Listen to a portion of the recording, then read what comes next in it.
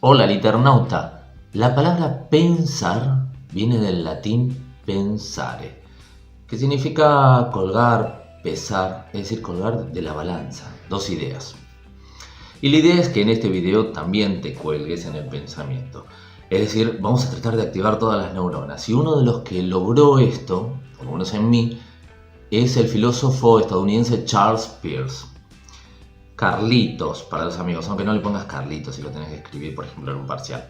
Bien, ¿qué decía Charles Peirce? Él se ocupaba de la semiótica. ¿Sabés de qué estoy hablando? ¿O la semiología? Bueno, la semiótica o semiología depende. Semiótica le dicen los sajones, semiología a los latinos. Además hay una diferencia de estudio de los signos lingüísticos y no lingüísticos. Bien, era eso. La semiótica o semiología es el estudio de los signos. No los signos del horóscopo, como en mi caso, por ejemplo, Leo, sino los signos lingüísticos y no lingüísticos, como los gestos y ese tipo de cosas. Bien, y para entrar en la semiótica y en Charles Peirce, tendríamos que saber qué es un signo. ¿Qué es un signo según la definición de él, de Peirce? Y él dice, un signo es algo que está para alguien en lugar de algo en algún aspecto. No se entendió nada. Bueno, vamos a hacer como Jack el Destripador y vamos a ir por partes. Malísimo chiste. Te decíamos que un signo es algo. No aporta mucho. Esto excluye la posibilidad de que no sea nada.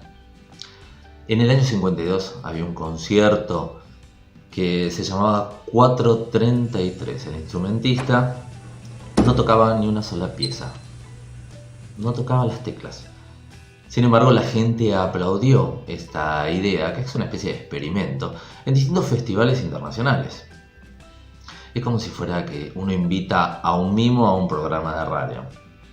Bueno, pero tuvo éxito. La cuestión es que no había mensaje ahí. Bueno, quizás sí, el silencio.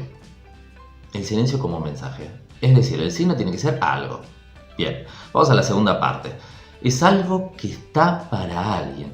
Es decir, si no hubiera nadie del otro lado, ¿dejaría de ser un signo? Por ejemplo, un náufrago en una botella mete un papel donde dice estoy en una isla, ayúdame, sacame, lo revolea al mar, navega esa botella por el océano, nadie la agarra, deja de ser un signo. Según Peirce, sí. Los signos tienen que estar para una mente que los pueda recibir. Berkeley en el siglo XVII decía, ¿hace ruido un árbol al caer si no hay nadie para escucharlo? Es decir, todo signo necesita de una mente para que tenga sentido, una mente que lo interprete. Entonces vamos por partes. El signo es algo que está para alguien, en lugar de algo, de otra cosa. Es decir, representa algo. El signo, o representamen como lo llama Peirce, crea en la mente de la otra persona un equivalente al objeto dinámico. Por ejemplo, la palabra ojo representa a esto, este sería el objeto dinámico. ¿Sí? Entonces, un signo es algo que está para alguien en lugar de algo, ¿sí? Algo que representa. Por ejemplo, ¿sabías que en los Juegos Olímpicos los aros representan cada uno de los continentes? Si te pones a pensar, algunos dicen que tiene que ver con los colores de la piel, tal vez un poco racista, pero siempre los signos representan un equivalente, es decir, en tu mente se forma el objeto dinámico, o sea, una idea de lo que quieren comunicar. Bien, entonces el signo es algo que está para alguien en lugar de algo en algún aspecto. Esto quiere decir que no en todos los aspectos. ¿Por qué? Porque si fuera exactamente en todos los aspectos, sería el objeto dinámico. Vamos por partes. Imaginemos, te sacan una foto. ¿La foto sos vos? En realidad no, porque tomamos la foto y la foto no sonríe, no se mueve, no habla, no sos vos, sino que es una representación. De hecho, este video, por ejemplo, tiene más semejanza a mí porque tiene voz, tiene movimiento y demás, pero no soy yo, porque seguramente cuando lo estés viendo yo voy a estar haciendo otra cosa. Entonces no soy yo el video, sino que es una representación de mí a través de la cámara. Medio confuso, Bueno, vamos a seguir. Entonces, el signo es algo que está para alguien, en lugar de algo, en algún aspecto. No todos, acordate, porque si no sería exactamente el mismo objeto dinámico. Y nuestro amigo Carlitos, Charles Peirce, reconoce 3 tipos de signos: el icono, el índice y el símbolo. Y vamos a cada uno de ellos. La definición que él da decía, por ejemplo, que un icono es un signo representado por su objeto dinámico en virtud de una semejanza, es decir, que es parecido en algún aspecto, acordate. Entonces, por ejemplo, iconos sería lo que encontrás cuando vas al baño, es decir, ¿en qué puerta entras? Bueno, reconoces el icono, los dibujitos, ¿sí? Una foto es un icono y, por ejemplo, un video tiene un mayor grado de iconicidad, como decíamos anteriormente. Entonces, un icono representa al objeto dinámico, por ejemplo, a la persona en la entrada a un baño, en algún aspecto, en la forma física, en algo, ¿sí? Vamos con la segunda. Un símbolo es un signo, dice Peirce, representado por su objeto dinámico en virtud de una convención o un acuerdo. Quiere decir, nosotros nos ponemos de acuerdo en que a esto lo vamos a llamar de determinada manera. Por ejemplo, las palabras son símbolos, ¿sí? Porque surgen de un acuerdo. ¿Por qué al mate, por ejemplo, esto que tengo acá, lo llamamos mate? Bueno, porque nos pusimos de acuerdo que lo llamamos mate. Probablemente tenga una historia esto, pero nos pusimos de acuerdo, porque si alguien le quiere cambiar el nombre, tendría que ponerse de acuerdo con los demás hablantes. Es decir, no es que firman un trato, sino que se va resultando común ciertas palabras que van cambiando y así las llamamos de determinada manera, ¿sí? Las palabras van cambiando todo el tiempo. Bueno, las palabras son símbolos.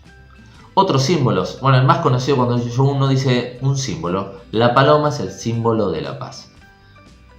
¿Y por qué la paloma y no la pobre cucaracha? De hecho, yo cuando dejo el coche afuera bajo un árbol, las palomas no me dan esa sensación de símbolo de la paz con todo lo que van dejando ahí arriba.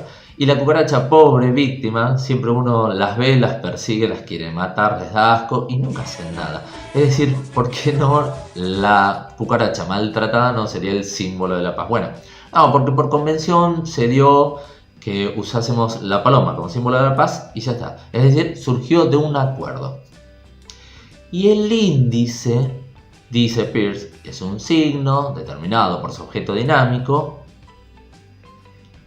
porque está en relación real o directa con él. Por ejemplo, imagínate, estamos en el año 1820, tenés que ir al trabajo, vas corriendo para conseguir el tren y doblás en una esquina y escuchaste el sonido de la sirena, ves el humo, por ejemplo, si fueran trenes a vapor, pero el tren no estaba. Sin embargo, sabes que acaba de pasar por ahí y lo perdiste. Bueno, ese humo, ese sonido representan al tren porque tenían una relación real, directa con él. O por ejemplo, sentís toc toc, golpean la puerta y si no hay nadie, estamos sonados. Pero del otro lado imaginamos que hay alguien. ¿Por qué? Porque este sonido está en relación real con él, es un índice. Por ejemplo, en las películas de Sherlock Holmes, lo que hace Sherlock es buscar índices, ¿sí?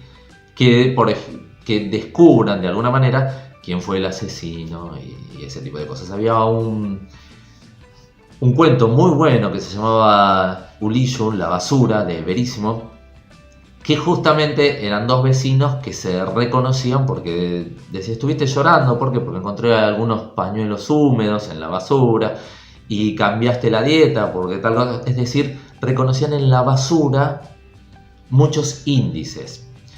De hecho, se decía hace un tiempo, y creo que en la actualidad, que muchos ladrones meten bolsas de basura investigan las bolsas de basura para ver el nivel de vida de las personas. ¿Por qué? Porque esos son índices, porque están en relación real, directa, con el objeto dinámico que serían las personas, por ejemplo, a quienes van a robar. Y para terminar, te propongo un juego en el cual tenés que descubrir símbolos e iconos en marcas famosas. Quizás nunca lo habías visto. Son 4. Así que arrancamos. Número 1. ¿Te diste cuenta que en el logo de FedEx hay una flecha? Lo cual simbolizaría la dirección, es decir, que transportan de un lugar a otro. Segundo, Carrefour. Esos triangulitos, lo que está en el medio, forma una letra C, que uno la crea con la mente. ¿Te has dado cuenta? Tercero, ¿notaste que la manzana de Apple está mordida? ¿Sí? El logo. Bueno, ¿por qué? Porque esto simboliza, representa a cuando Adán mordió la manzana que le había dado Eva, y a partir de ahí fue del árbol del conocimiento, ¿sí? Que los humanos tenían conocimiento pero perdían la gracia de Dios. Es decir, la manzana esa simboliza el conocimiento. Y por último, Toblerone, las barras de chocolate. Había una montaña y quizás nunca observaste en detalle que en medio de esa montaña había un oso polar. ¿Te has dado cuenta? Bien, terminamos acá. Espero que hayas pensado mucho, que hayas compartido, que las neuronas hayan fluctuado, que choque de un lado a otro. Y te propongo, si te gustan este tipo de videos en cuanto a pensamientos, voy a crear una sección nueva que serían videos para pensar. Y si no te gustan, me lo decís y listo, y volvemos a las de siempre. Bueno, nos vemos la próxima semana. Chao, te espero en los comentarios.